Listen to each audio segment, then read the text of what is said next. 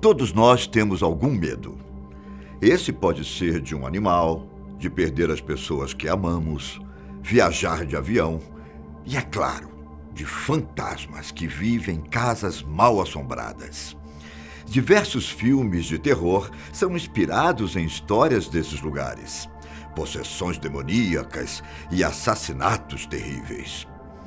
Existem grandes nomes quando falamos de terror no mundo real, como Edward e Lorraine Warren, que são investigadores de fenômenos paranormais e grandes exemplos. Além deles, há também Aleister Crowley, proprietário da mansão Crowley, o lugar que pode ser, na verdade, um portal para o inferno. Eu sou Ivan Lima e vou falar um pouco mais sobre essa história. Gosto sempre de lembrar que você é sempre muito bem-vindo aqui, no canal Fatos Desconhecidos. Antes de falar sobre a mansão que pode ser um portal para o submundo, mais conhecido por nós como Inferno, vamos falar de Aleister Crowley. Quem foi e qual a sua influência para grandes histórias de terror?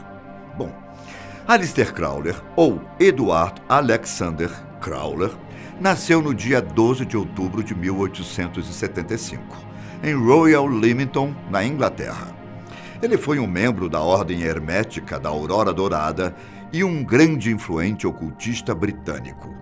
Crowley foi ainda responsável pela fundação da doutrina Telema, além de cofundador da Astrum Argentum, uma ordem ocultista dedicada à evolução espiritual, através da lei de Telema.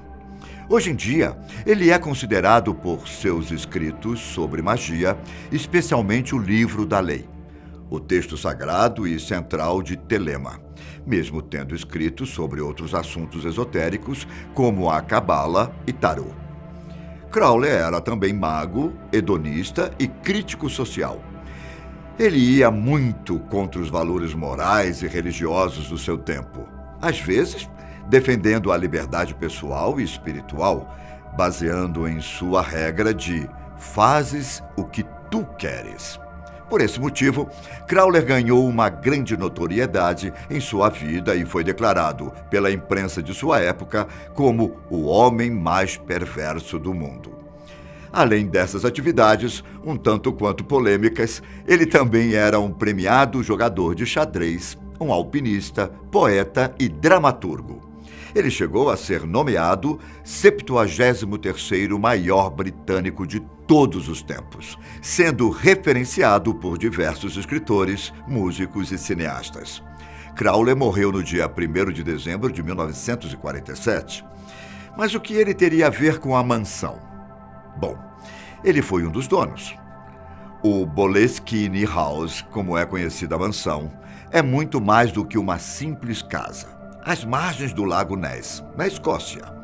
A propriedade possui uma sala principal, 5 quartos, 3 banheiros, uma sala de visita, uma sala de jantar, uma sala de recreação, cozinha, lavanderia e porão. O grande imóvel isolado é um dos mais icônicos dentro da cultura pop do século XX, pois pertenceu ao maior ocultista da época. E esse era justamente Aleister Crowley.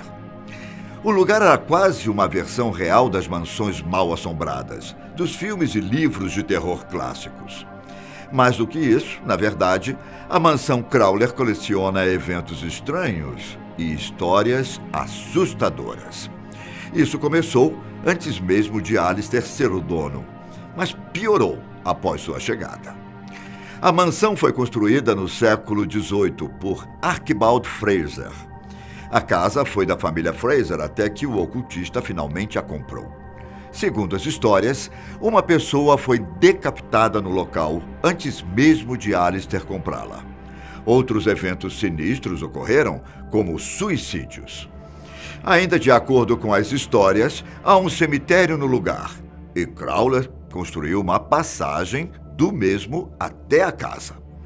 Só com isso que falamos, já dá para ter uma noção de quão bizarro é este lugar e dos mistérios paranormais que podem ocorrer por lá ainda hoje, como muitos suspeitam.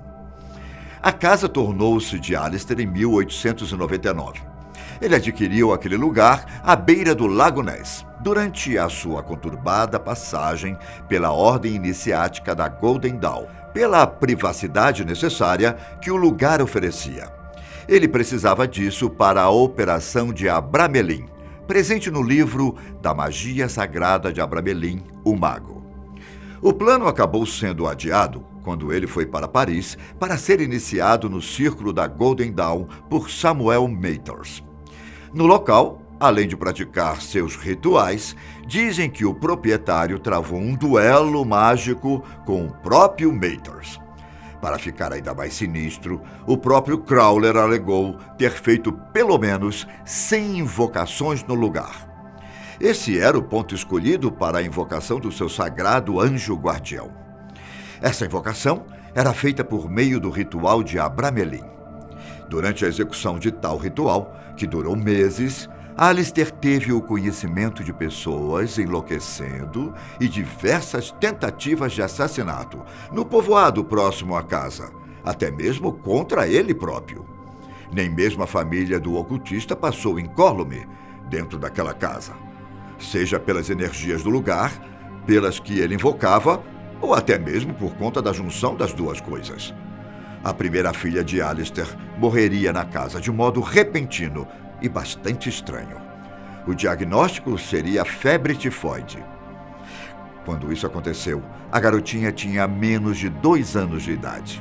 Segundo algumas lendas, a morte da filha seria consequência de um ritual, onde ele seria aceito em um etéreo grupo místico. Não apenas ela fora danificada. Sua primeira esposa, Rose Kelly, mergulharia no vício do álcool. Para Crowler, a mansão seria uma espécie de meca de Telema, concentrando energia mística para difundir a filosofia do novo Aeon. Mais tarde, quando Alistair, já quase falido, buscou novos ares nos Estados Unidos, em 1914, a mansão seria doada à Ordo Templo Orientis, uma ordem iniciática, da qual era um dos líderes e ensinava a Telema. O intuito disso era criar uma espécie de plano de seguro para os demais membros. Conforme o tempo passava, a casa mudava de dono, colecionando falências, mortes de animais e até mesmo o suicídio de uma ex-comandante do exército no antigo quarto de Alistair Crowler. Dentre os donos, após Alistair, o mais proeminente foi Jimmy Page, que comprou a casa em 1970. Jimmy era um colecionador de artigos ligados a Alistair, sendo que nunca efetivamente morou na casa. Após vendê-la em 1992 por 225 mil libras, Jimmy contou com os serviços de Michael Dent, um caseiro que, após deixar o seu emprego na casa, contou histórias bastante intrigantes. Eventos satanistas, visões, barulhos estranhos e assombrações protagonizavam essas histórias contadas por ele. O guitarrista Jimmy Page teria comprado a mansão para ficar mais perto daquilo que gostava de estudar e que o influenciava. Page passava períodos de no máximo 3 dias na casa. Algumas partes do filme The Songs Jomes the Same, de Led Zeppelin, chegaram a ser gravadas na mansão.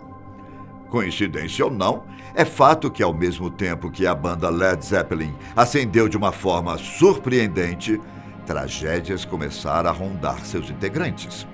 Era realmente como se fosse uma maldição caída sobre eles. Entre os acontecimentos estranhos, um dos mais graves foi o mergulho nas drogas dado por John Bonham, o antigo baterista da banda. Ele morreu afogado em seu próprio vômito enquanto dormia. Isso aconteceu após Bonham se embebedar. Dizem que ele teria tomado mais ou menos 40 doses de vodka. Robert Plant, que estava se preparando para gravar o álbum Presence em 1976, estava em uma cadeira de rodas por causa de um grave acidente. Ele perdeu seu filho para uma doença rara, fazendo com que a qualidade musical da banda começasse a cair, pois a frustração pessoal era grande demais.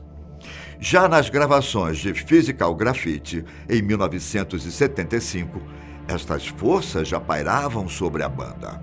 John Paul Jones, por exemplo, ficou de cama e impossibilitado de realizar as gravações daquele álbum. Cada coisa que acontecia, desde que Page comprara a casa, fazia com que especulassem o local mais e mais. Durante uma entrevista, Jimmy Page falou um pouco mais a respeito daquele lugar. Ele afirmou que fenômenos estranhos aconteciam com frequência na casa, mas que tudo aquilo não tinha qualquer ligação com Crowler. De acordo com ele, as energias ruins daquela mansão já estavam lá quando o ocultista comprou. Existem algumas teorias defendidas por estudiosos de paranormalidade que a mansão Crowler se transformou em um tipo de portal para outros mundos, ou, como costumam acreditar, em um portal para o inferno. Segundo eles, é por esse motivo que há relatos sobre a aparição do famoso monstro do Lago Ness. Ele teria vindo de outro mundo para cá. Os relatos do monstro teriam começado com o início do ritual Abramelin, praticado por Crowler. Os futuros donos da casa negariam quaisquer ideias de assombrações ou bruxarias naquele local. Todavia, como um clássico roteiro de filme de terror, a mansão Crowler foi destruída em um incêndio em 2015, enquanto seus donos faziam compras. Desta vez, felizmente, não houve vítimas. A perícia concluiu que o incêndio não foi deliberado. Bom, pelo menos não por alguém deste plano. Você acredita que aquele local realmente é um portal para o inferno? E se for verdade tudo isso? Bom, ficamos por aqui hoje, caros amigos. Um forte abraço em todos vocês e esperamos te encontrar no próximo vídeo aqui, no canal Fatos Desconhecidos. Tchau.